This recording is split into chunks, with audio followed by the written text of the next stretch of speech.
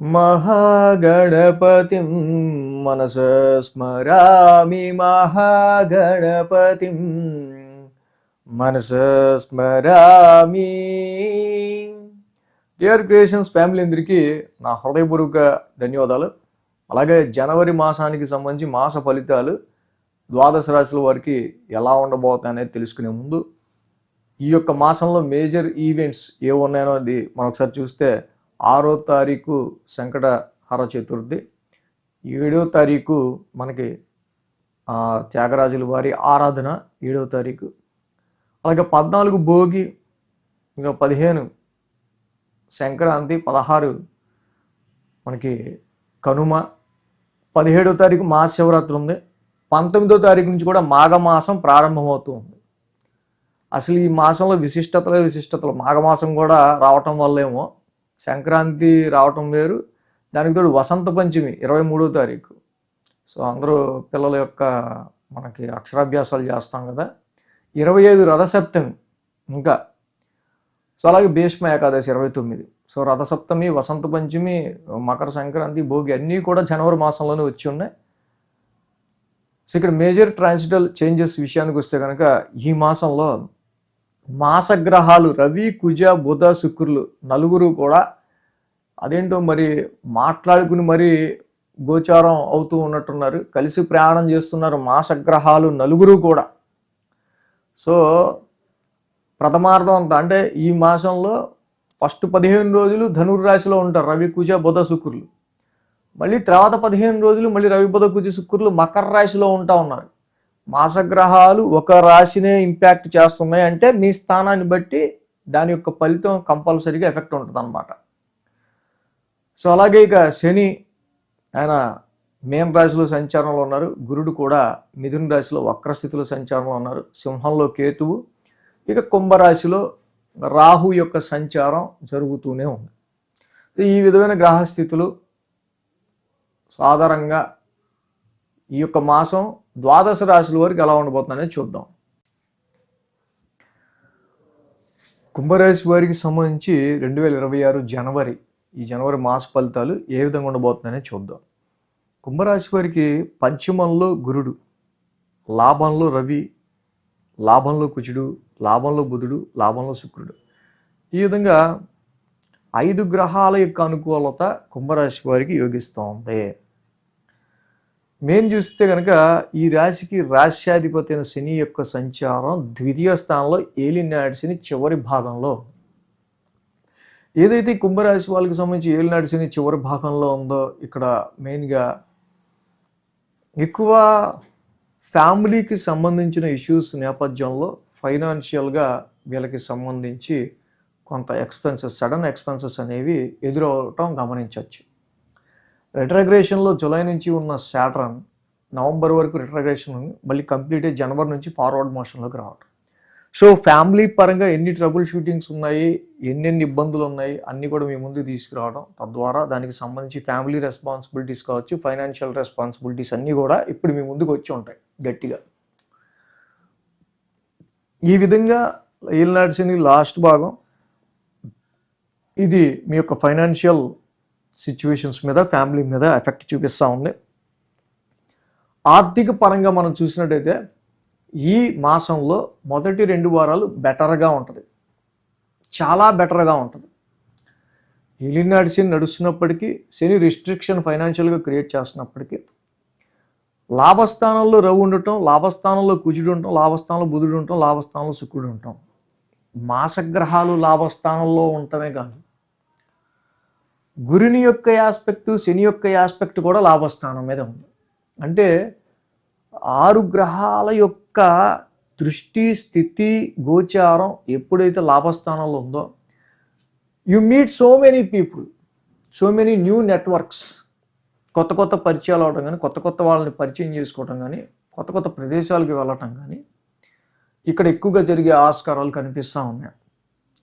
అలాగే ఎవరైతే job and ప్రొఫెషన్కి సంబంధించి ఉద్యోగ ప్రయత్నాలు చేస్తున్నారో, సో ఈ టైంలో మీకు ఇప్పుడిప్పుడే పెరుగుతున్న నెట్వర్క్ సర్కిల్ ద్వారా ఒకసారి మీరు చూసుకున్నట్టయితే ఈ టైంలో మనకి ఎవరు బాగా యూజ్ అవుతారు ఏంటి అని డెఫినెట్గా ఈ టైంలో కొన్ని రెఫరెన్సుల ద్వారా కూడా మీకు ప్రొఫెషనల్ రీత్యా కొంచెం ఇలాగా జాబ్కి సంబంధించిన విషయాల్లో కూడా కొంత పాజిటివ్ రిజల్ట్స్ వచ్చే ఆస్కారాలు కూడా ఉన్నాయి.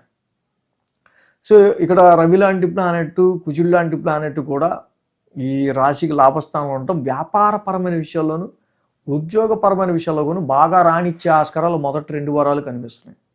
ఎందుకంటే గురువు గారి వీక్షణ కూడా సొంత ఇంటి మీద ఉంటాం, పంచమ స్థానంలో ఆయన రిట్రగ్రేషన్లో ఉన్నారు యాక్చువల్గా. కాబట్టి బెటర్ ఇన్వెస్ట్మెంట్ గురించి సంబంధించి కొంచెం బెటర్గా కొంచెం ఇంటెలిజెన్స్ని ఉపయోగించి మీరు ఆలోచించిన, సంతానానికి సంబంధించి మీరు తీసుకునే డెసిషన్స్ విషయంలోన, ఎడ్యుకేషన్ పరమైన విషయాల్లో కూడా చాలా వరకు కూడా కొంచెం మీరు ఆలోచించి తీసుకునే నిర్ణయాల వల్ల మంచి పాజిటివ్ రిజల్ట్స్ కనిపిస్తూ ఉన్నాయి. వ్యాపారానికి సంబంధించిన విషయాల్లో కూడా ఈ రాశికి లాభస్థానంలో ఉన్న రవి, కుజ, బుధ, శుక్రులు చాలా వరకు మీకు లాభస్థానంలో పాజిటివ్నెస్ని ఇస్తున్నారు. కాబట్టి ఫస్ట్ 2 వీక్స్ కూడా పంచమంలో ఉన్న గురుడు ఈ గ్రహాల గోచారం వల్ల అనుకూలమైన ఫలితాలు ఆర్థిక పరంగా ఫైనాన్షియల్ విషయాలు కనిపిస్తున్నాయి. ఏలినాటి శని విషయమే ద్వితీయ స్థానంలో సంచరిస్తున్న ఈ శని మాత్రం కొన్నిసార్లు ఏంటో తినలేకపోతున్నాం, తింటే ఎక్కువైపోతుంది, తినది అరగట్లేదో లేకపోతే ఇలాంటివి గ్యాస్ వచ్చినప్పుడు మనం జనరల్గా ఈ ఇబ్బంది ఫీల్ అయ్యే అలాంటి చిన్నపాటి ఇబ్బందులు కూడా కొన్ని ఉంటూ ఉంటాయి. సో ఇది ఆరోగ్యపరంగా సో ఎసిడిటీ ఇవి రాకుండా చూసుకోవాల్సిన అవసరం ఎక్కువ కనిపిస్తూ ఉంది ఆరోగ్యపరమైన విషయాల్లో. సో అయితే 3-4 వారాల్లో మాత్రం కొన్ని ఖర్చులు పెరుగుతున్నాయి. మరి ఇప్పుడు సంపాదించాము, ఇప్పుడు బాగుంది, 4 రాళ్ళు చేతిలో ఉన్నాయంటే తర్వాత ఈ డబ్బులు ఏం చేద్దామనేగా ఆలోచించేది అందరూ. కాబట్టి 15వ తారీఖు తర్వాత నుంచి రవి, కుజుడు, మళ్ళీ బుధుడు, శుక్రుడు అందరూ వ్యయ స్థానంలో చేరుతున్నారు. నెమ్మదిగా మళ్ళీ ఖర్చులు తగ్గించుకునే ప్రయత్నం చేయాలి ఈ మాసంలో 15వ తారీఖు నుంచి కూడా. మళ్ళీ ఉద్యోగపరంగానో వ్యాపార పరంగానో కొంచెం టఫ్నెస్, కొంచెం కష్టపడి పనిచేయాల్సి రావడం, కొంచెం నైట్ టైం కూడా పనిచేయాల్సి రావడం, కొన్ని నైట్ షిఫ్ట్లు పడడం కావచ్చు. వ్యాపార రీత్యాను, ప్రొఫెషన్ రీత్యా, వ్యాపార రీత్యా కొన్ని ఖర్చులు ఇలాంటివి మాత్రం 3-4 వారాలు అంటే కంపారిటివ్ 4 వీక్స్లో ఈ మాసం మొదటి 2 వారాలు ఆర్థిక పరంగా, ఆరోగ్యపరంగా అనుకూలంగా ఉంది. తర్వాత 2 వారాలు ఫైనాన్షియల్ పరంగా, ఖర్చుల పరంగా ఎక్కువగా ఉంది.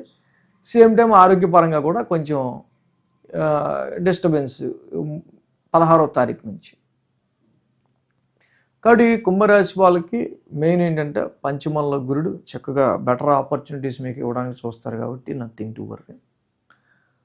ఇక రాశిలోనే రాహువు, కేతువు ఉన్నారు. సో ఈ రాశిలోనే రాహువు, కేతు ఉండటం వల్ల ఎటువంటి డెసిషన్ తీసుకోవాలి ఏంటి అనే విషయాల్లో చాలా కన్ఫ్యూజన్ అనేది మీకు ఎదురయ్యే ఆస్కారాలు ఉంటాయి. ఆల్రెడీ వ్యయ స్థానంలోకి 15వ తారీఖు నుంచి ఇన్ని గ్రహాలు వ్యయ స్థానంలోకి వస్తున్నాయి కాబట్టి రాహు ఫ్లక్చువేటింగ్గా లేకపోతే ఏదో ఆలోచించి తీసుకునే డెసిషన్స్ ఇలాంటి వాటి విషయంలో కొంచెం జాగ్రత్తగా డెసిషన్స్ తీసుకోవడం అనేది మంచిది.